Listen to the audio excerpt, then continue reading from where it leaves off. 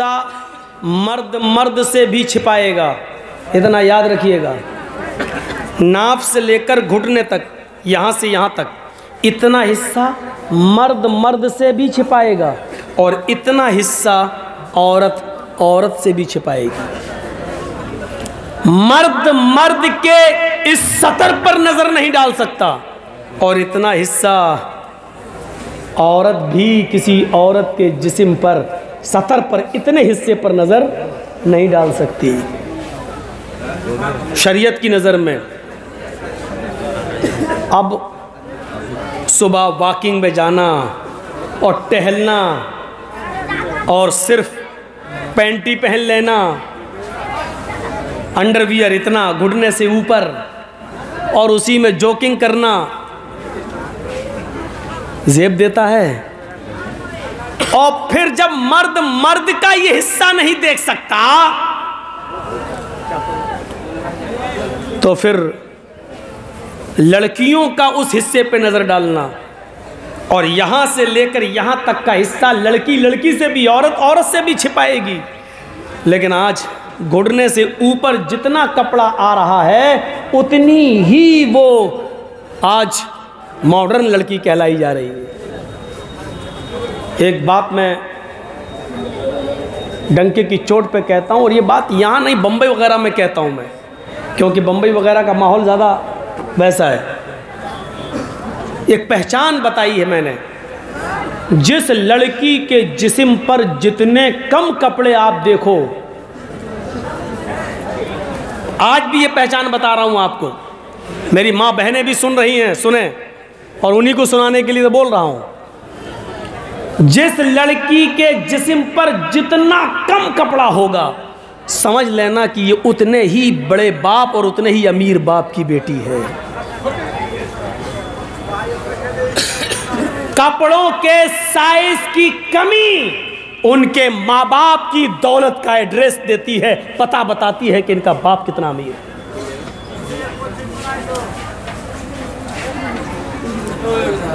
लानत है तेरी ऐसी दौलत पर जो अपनी बेटी को 5 मीटर का कपड़ा लाकर नहीं दे सकता। और बड़े फख्र के साथ, कौन है? मेरी बहन है। बहन नहीं बोलते, सिस। अब तो सिस्टर से भी सिस रह गया, मदर से मोम रह गया, ब्रदर से ब्रो रह गया। कुछ दिनों के बाद खाना से खाना रह जाए, पीना से पीना रह जाए।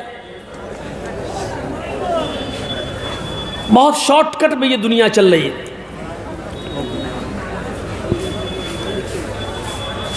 लानत है ऐसे बाप पर। कौन? सिस्टर। कौन है? मेरी वाइफ, माँ। मुंबई के अंदर मेरा फुफेरा भाई अभी टाटा हॉस्पिटल में, उसका पैर अभी काटा गया है पूरा कैंसर की वजह से। मैं वहीं था, पूरा 1 महीना मैं वहीं रहा हूँ, और अभी कल का प्रोग्राम करके फिर वहीं जाना है, क्योंकि अभी बॉम्बे से हॉस्पिटल से तो छुट्टी मिल गई, लेकिन अभी बार बार जाना पड़ रहा है हर दूसरे तीसरे दिन उसको लेके। उसके बाप नहीं है, माँ नहीं है, तो हम ही एक अकेले उसको बेचारे का लेके पड़े हुए हैं वहाँ। 70 साल की बुढ़ियाँ भी लगती नहीं है कि 70 साल की होगी। कौन सा पेंट करती हैं चेहरे पर। हाँ, ये अलग बात है कि पानी अगर डाल दिया जाए या बारिश हो जाए तो उनके बच्चे भी उनको पहचान नहीं पाएंगे, ऐसे निकल के। हाँ, पता नहीं कौन सा सामान लगाती हैं कि वो 70 साल की भी लगती 17 साल की है। हॉस्पिटल में भी नहीं पहचान पा रहे। इस मेकअप ने इंसान को ऐसा बना दिया, कितना खतरनाक। और जब 70 साल की बुढ़ियों में भी जवानी चढ़ी है तो उनकी 18-16 साल की लड़कियों में फिर कैसी ओरियानियत होगी। ताज्जुब करेंगे आप। यूरोप कंट्री में फ्रांस ने एक ड्रेस बनाया है, जिस ड्रेस को पहनकर लड़की बाथरूम में जाकर नहा ले, बस नहाने के लिए उसको पहने और बाथरूम में अपने गुस्ल खाने में जाकर उसको पहनकर नहा ले। यानी वो बाहर पहनने के लायक नहीं है। वो सिर्फ अंदर बाथरूम में उसको पहनकर शावर वगैरह से नहाने के लिए, बस उसको नहा ले, फिर टॉवल वगैरह से पोंछ कर कपड़े अपने बदल कर वहाँ से बाहर निकल आए। वो इसलिए बनाया था फ्रांस ने, और उस ड्रेस को अभी तक फ्रांस में भी किसी लड़की ने पहनकर सफ़र नहीं किया है, ट्रेवल नहीं किया फ्रांस में भी। फ्रांस की गलियों में भी उस ड्रेस को पहनकर कोई लड़की भी फ्रांस की गली में नहीं निकली है। वो ड्रेस जब इंडिया में आता है और इंडिया के बड़े शहर बॉम्बे में आता है, तो बॉम्बे की एक लड़की ने उस ड्रेस को पहना है और उसको पहनकर अपने घर से जुहू चौपाटी तक उसी ड्रेस में जाती है, उसी ड्रेस में। और आपको मालूम है वो लड़की कौन है? वो लड़की एक मुसलमान है। और आपको ये भी बता दूं कि वो किसकी लड़की है, नाम नहीं बताऊंगा। वो लड़की भी एक बहुत बड़े हाजी की लड़की है।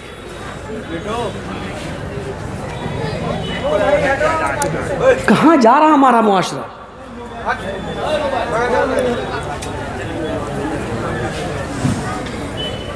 जिस महाराष्ट्र के अंदर और महाराष्ट्र की मिनी राजधानी कैपिटल नागपुर के अंदर षड्यंत्र रचे जा रहे हो,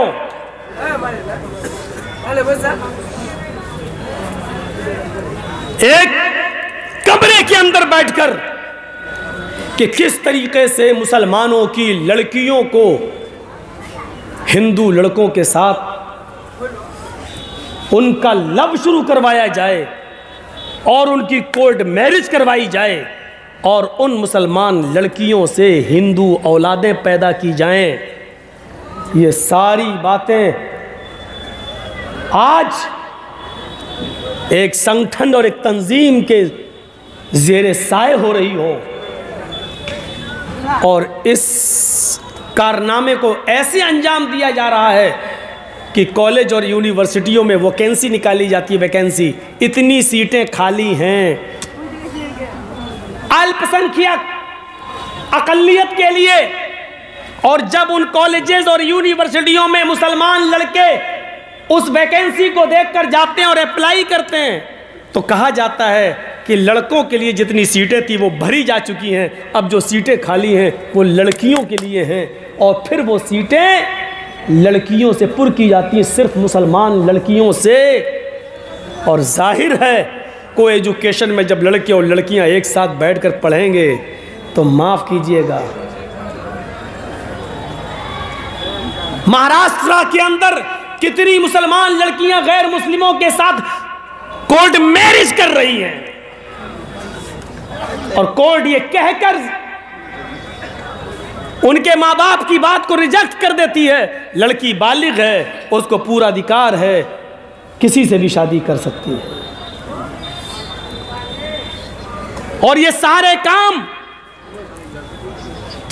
एक संगठन, एक तहरीक, एक तंजीम के इशारे पर हो रही है, और वो तंजीम हमारी गवर्नमेंट के साए में पल रही है और परवान चढ़ रही है।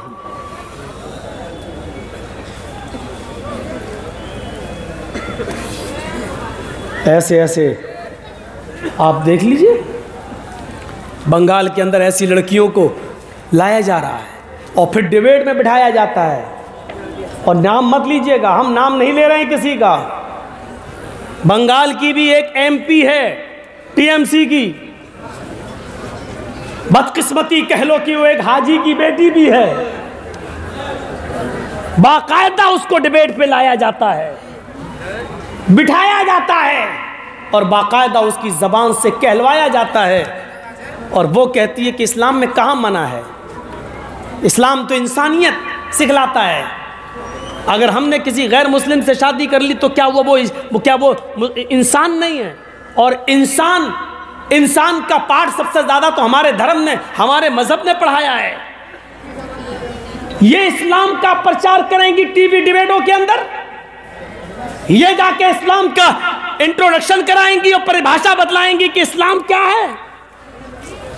ऐसे लोगों को बिठाया जाता है, ऐसे लोगों, और बदकिस्मती से एक चैनल वाले ने मुझे भी बुलाया था। सोचा कि जर्जी साहब बहुत चैलेंज करते हैं, डिबेट डिबेट डिबेट, बुलाऊं। गया, एक पर्चा मेरे हाथ में पकड़ा दिया, सवाल 5 मिनट के बाद कहने लगा कि पढ़ लिया सवाल। मैंने कहा जी करिए, इसका जवाब मैं दूंगा। उसने कहा नहीं नहीं, आपको जवाब नहीं देना है। हमने कहा क्यों, क्या हुआ? उसने दूसरा पर्चा पकड़ा दिया, ये सवाल थे, ये जवाब है, आपको ये जवाब देना है। हा? मैंने कहा सवाल भी आपके, जवाब भी आपके? कहा जी। मैंने कहा मेरा फ़ायदा? बोला 10,000 रुपये दे दूंगा बाद में। मैंने कहा सवाल आपके सख्त हैं, मुझे कबूल हैं, मंजूर हैं, लेकिन जवाब मुझे आपके मंजूर नहीं है। जवाब वो है, जवाब तो मैं दूंगा।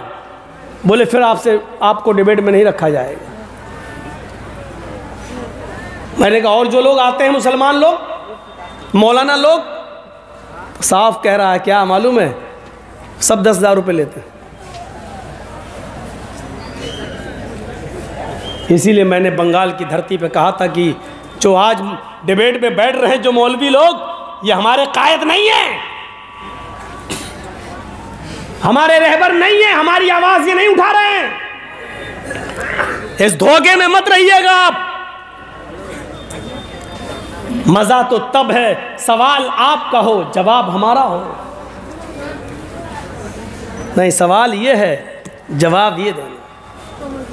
उसमें एक सवाल 3 तलाक के ऊपर भी था, और ये भी कहा गया था कि आप तो अहले हदीस हैं, आप तो 3 तलाक को 3 मानते ही नहीं, तो आप इसका जवाब दीजिए और बताइए कि मोदी ने जो कानून बनाया है बहुत अच्छा। मैंने कहा वो हमारा पर्सनल मसला है, 3 तलाक